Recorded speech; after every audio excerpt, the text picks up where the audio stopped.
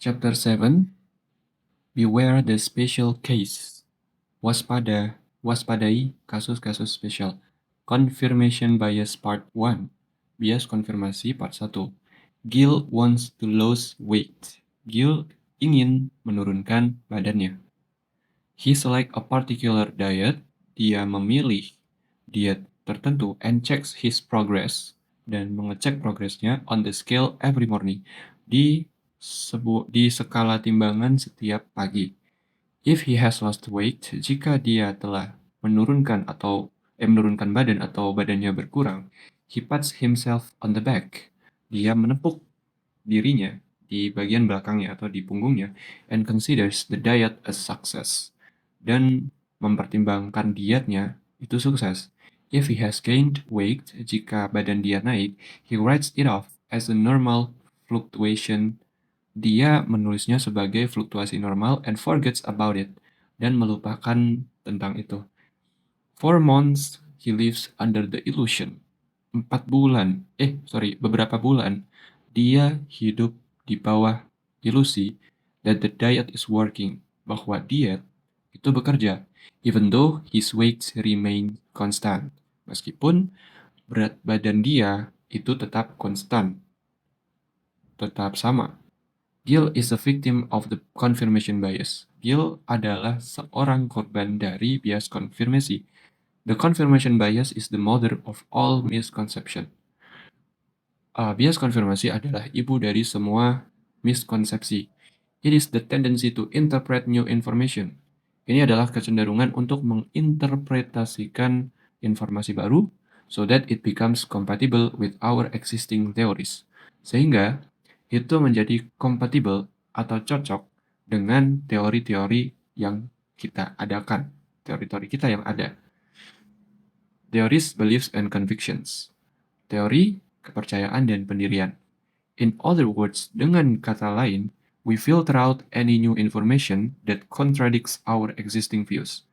Kita menyaring informasi-informasi baru apapun yang berkontradiksi dengan sudut pandang atau pandangan kita.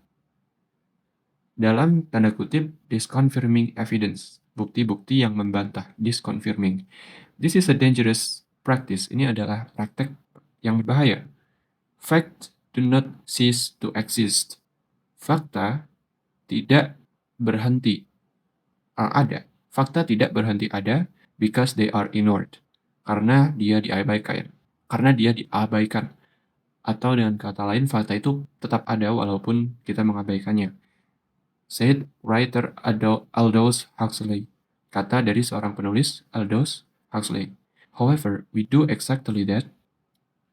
Bagaimanapun kita melakukan secara tepat bahwa as super investor Warren Buffett knows, seperti halnya seorang super investor bernama Warren Buffett tahu bahwa what the human being is best at doing, apa yang manusia terbaik dalam melakukan is interpreting all new information, adalah menginterpretasikan semua informasi baru so that their prior conclusion remain intact, sehingga kesimpulan mereka sebelumnya tetap utuh.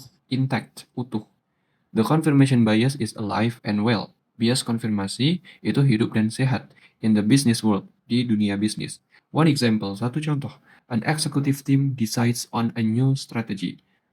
Tim eksekutif, sebuah tim eksekutif memutuskan sebuah strategi baru. The team enthusiastically celebrates any sign. Tim secara antusias merayakan setiap tanda, setiap sinyal that the strategy is a success, bahwa strateginya itu sukses. Everywhere the executives look, dimanapun eksekutif tersebut melihat, they see plenty of confirming evidence. Dia melihat banyak bukti-bukti yang mengkonfirmasi, yang mendukung, while indications to the contrary, sedangkan indikasi-indikasi terhadap yang kontras atau yang sebaliknya remain unseen, tetap tidak terlihat, or are quickly dismissed as exceptions or special cases. Atau secara cepat dismissed, dibuang sebagai pengecualian atau kasus-kasus spesial. They have become blind to this confirming evidence. Mereka telah buta terhadap bukti-bukti yang membantah. Okay. The following experiment shows how much effort it takes to question your own theory. Nah, eksperimen berikut menunjukkan seberapa banyak effort yang harus dikeluarkan untuk menanyakan teori milikmu. A professor presented his students with the number sequence 246. Profesor menyajikan murid-muridnya dengan urutan angka 246. They had to calculate the underlying rule.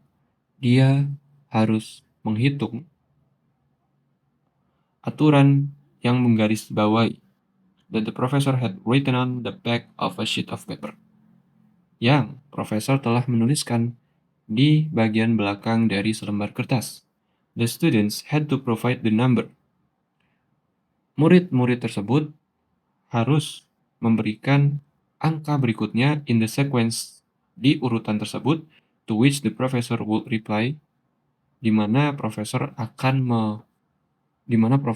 membalas fits the rule, cocokkan aturan, or does not fit the rule, atau tidak cocok dengan aturan atau tidak cocok dengan aturan. The students could guess as many numbers.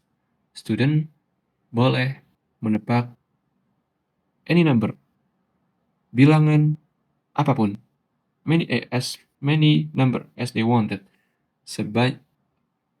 angka sebanyak mungkin yang mereka mau, but could try only once, tetapi hanya bisa mencoba sekali, to identify the rule, untuk mengidentifikasi aturan.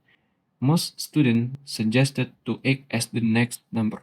Sebagian besar siswanya menyarankan 8 sebagai bilangan berikutnya.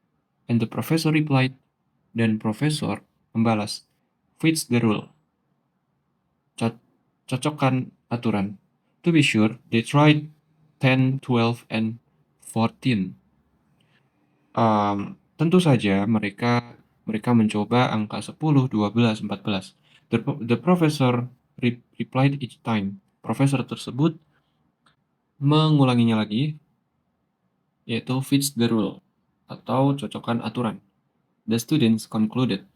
Siswa-siswa tersebut menyimpulkan, the rule is to add to the last number. Ya, aturannya adalah untuk menambah dua pada bilangan terakhir. The professor shook his head. Profesor tersebut menggelengkan kepalanya. That is not the rule. Itu bukan aturannya. One shrewd student tried a different approach. Satu siswa lihai lainnya mencoba pendekatan yang berbeda. He tested out the number -2. Dia mencoba bilangan negatif 2. The professor said does not fit the rule. Profesor itu bilang tidak cocok dengan aturan. 7, he asked. Dia bertanya, fits the rule. I see. Jadi profesor itu bilang fits the rule, cocokkan aturan. The student tried all sorts of number. Student atau siswa tersebut mencoba semua bilangan. -24, 9, -43. Apparently, he had an idea. Tampaknya, dia mendapatkan sebuah ide. And he was trying to find a flaw with it. Dan dia sedang mencoba untuk mencari a flaw with it, sebuah kekurangan di dalamnya. Only when he could no longer find a counter example, hanya ketika dia telah tidak lagi menemukan counter example atau contoh-contoh yang berlawanan, the student said, siswa tersebut mengatakan, the rule is this, aturannya adalah ini, the next number must be higher than the previous one. Bilangan berikutnya harus lebih tinggi, harus lebih besar dari sebelumnya. The professor turned over the sheet of paper. Profesor tersebut membalik, turned over, ya, membalik kertas, membalik selembar kertas tersebut, revealing those very words, mengungkapkan kata yang tepat sama. What distinguished the resourceful student from the others? Apa yang membedakan siswa yang banyak akal dengan siswa lainnya? While the majority of students sought merely to confirm their theories, sementara mayoritas siswa itu sought itu seek, ya, hanya mencari yang mengkonfirmasi teori mereka, yang mendukung teori mereka, he tried to find fault with his. Dia, ini yang membedakannya, dia mencoba untuk mencari kesalahan dengan itu, consciously looking for this confirming evidence. Secara sadar, dia mencari bukti-bukti yang membantah. You might think, kau mungkin berpikir, good for him, baik untuk dia, but not the end of the world for the others.